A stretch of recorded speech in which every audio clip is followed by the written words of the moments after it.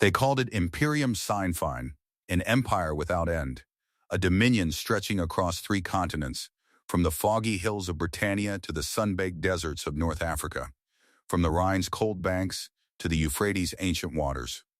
Rome's poets exalted its eternity, its architects raised aqueducts, amphitheaters, and roads that still endure.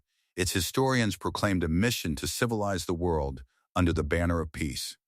Yet this glittering fade concealed a machine of conquest driven by iron, fire, calculated cruelty, and unrelenting fear. Where Roman legions marched, resistance was not merely defeated, it was annihilated.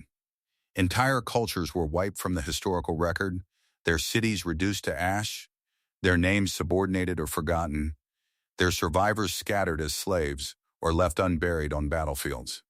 What later ages romanticized as the pinnacle of civilization, those who lived under Rome's shadow experienced as systematic devastation.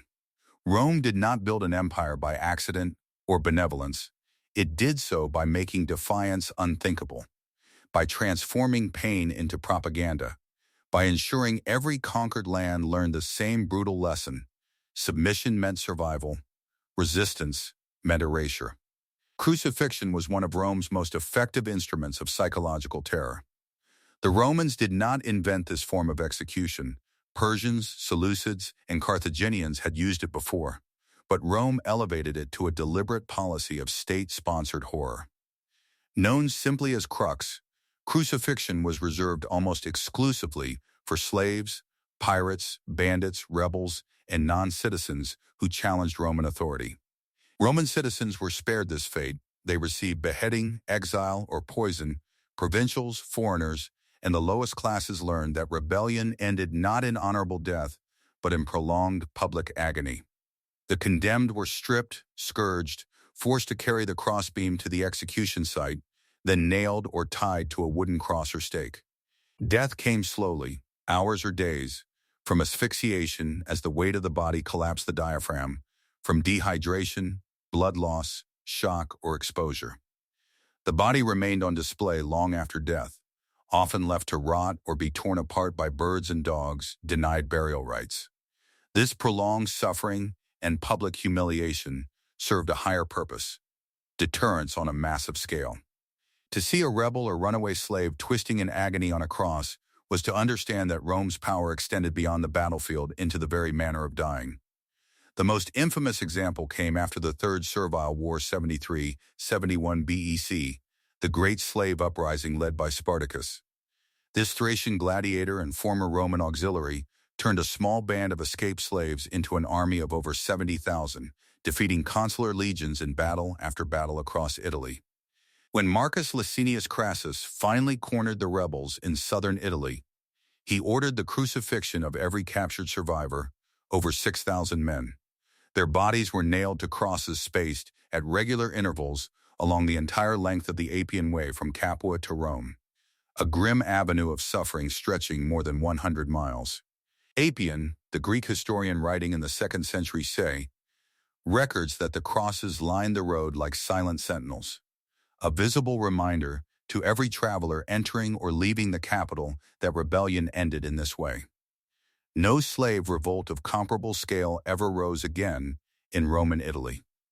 Crucifixion had achieved its goal. It transformed individual punishment into collective warning. The Appian Way became a gallery of terror, teaching that Rome's response to defiance was not negotiation, but obliteration. This pattern repeated across the empire. In Judea during the First Jewish-Roman War 66-73 C, Titus crucified so many rebels during the siege of Jerusalem that wood ran short for crosses. Josephus, a Jewish priest who defected to the Romans and wrote under imperial patronage, describes fields of crucified bodies outside the walls, a forest of agony meant to break the will of those inside the city. In Britannia, after Boudicca's revolt in 60-61 C, Suetonius Paulinus crucified captured rebels along roads and in marketplaces as a visible deterrent. In Gaul and Hispania, similar mass crucifixions followed revolts. Crucifixion was never justice, it was imperial messaging. The slow death, the public exposure, the denial of burial, the deliberate humiliation, all designed to strip dignity and instill fear.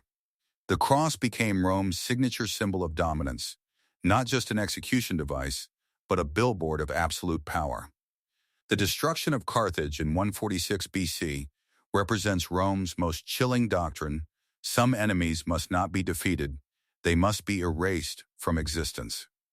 Carthage, Rome's greatest rival in the Western Mediterranean, had already been humbled in two Punic Wars 264, 241, and 218-201 BC. Hannibal's invasion in the Second War nearly broke Rome at Cannae, but Scipio Africanus turned the tide at Zama. Yet Cato the Elder, the stern conservative senator, known as Cato the Censor, ended every speech, regardless of topic, with the words "Carthago delenda est" must be destroyed. His relentless paranoia reflected a deeper Roman fear that Carthage, with its maritime wealth, commercial networks, and resilient population, could recover and threaten Rome again. The Third Punic War began in 149 BC over minor provocations. Rome demanded Carthage dismantle its walls and surrender its fleet, terms designed to be unacceptable. When Carthage resisted, the siege began. Scipio Aemilianus, grandson of Africanus, took command in 147 BC and finally breached the walls in 146 BC. Appian describes the fall in vivid detail: street-by-street fighting, houses set ablaze, civilians trapped in flames or cut down by soldiers. The city burned for 17 days. Survivors, approximately 50,000 men, women, and children, were sold into slavery. The walls were dismantled stone by stone, the harbor filled in, the land ritually cursed, though the story of sowing salt is likely a later embellishment. Cato's prophecy was fulfilled. Carthage ceased to exist as a political entity. Its territory became the Roman province of Africa. Its culture suppressed, its memory subordinated to Roman narrative. This was not conquest, it was annihilation.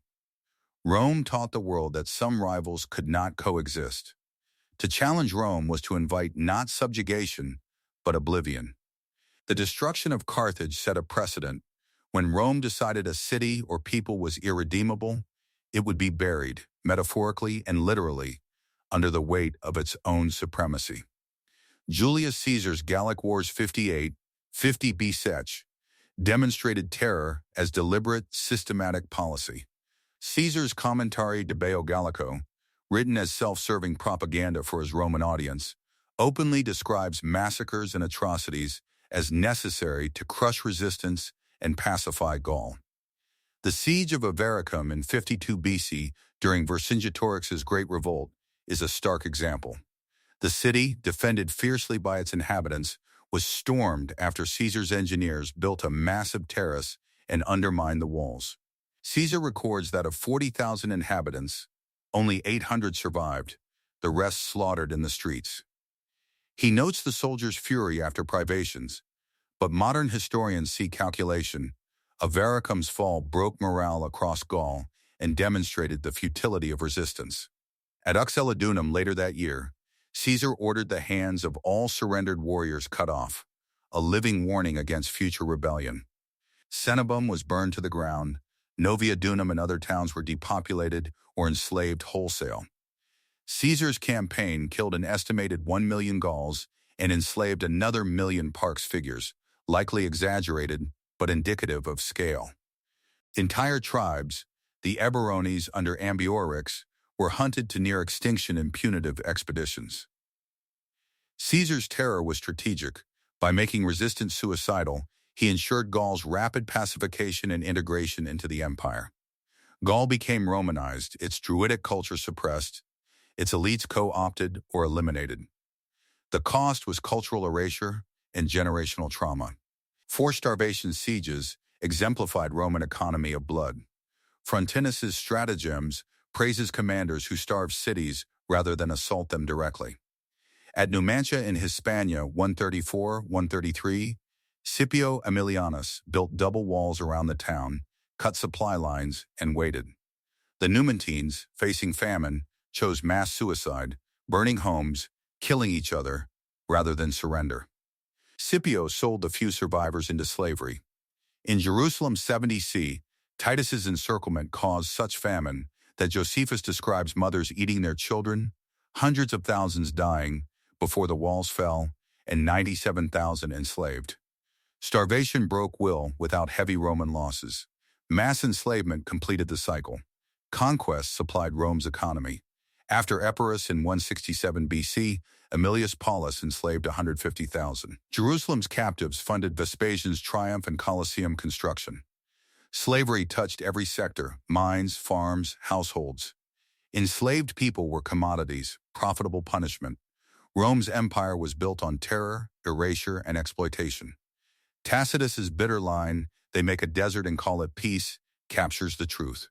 Greatness measured by ruins left behind, not just roads built. Rome's legacy endures in marble and memory, but also in the silence of vanished peoples.